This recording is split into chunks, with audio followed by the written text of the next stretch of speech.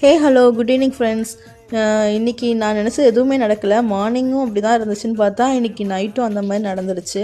மத்தியானம் நான் என்ன பண்ணேன்னா சாம்பார் வச்சு மீன் பொரித்து நாங்கள் 3 பேருமே சாப்பிட்டுட்டோம். அதுக்கப்புறம் நைட்டு நான் இட்லி இல்லைனா தோசை வச்சு சாம்பார் வைக்கணும்னு பிளான் பண்ணியிருந்தேன்.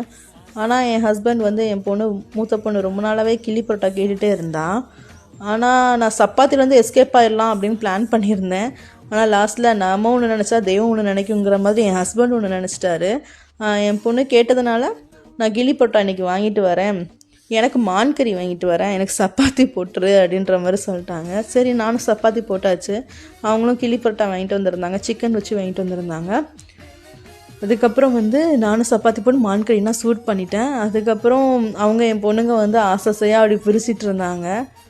அவங்க பிரிக்கிறத நானும் ரசித்து வீடியோ எடுத்துகிட்டு இருந்தேன்.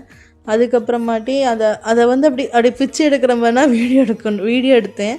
அப்புறமாட்டி நான் என்ன பண்ணேன்னா 3 பரோட்டா வந்து அவங்க எக்ஸ்ட்ரா வாங்கிட்டு வந்ததுனால அந்த பரோட்டாவை வச்சு கொஞ்சம் மேலே சால்னா ஊற்றிட்டு கொஞ்சம் வெங்காயத்தை வெட்டி மேலே போட்டுட்டு அப்படி மேலே ஒரு ஆஃப் ஆயில் வச்சு அப்படியே பிச்சு சாப்பிட்டேங்க. அமிர்தமாக இருந்துச்சு, செம்ம டேஸ்ட்டாக இருந்துச்சு.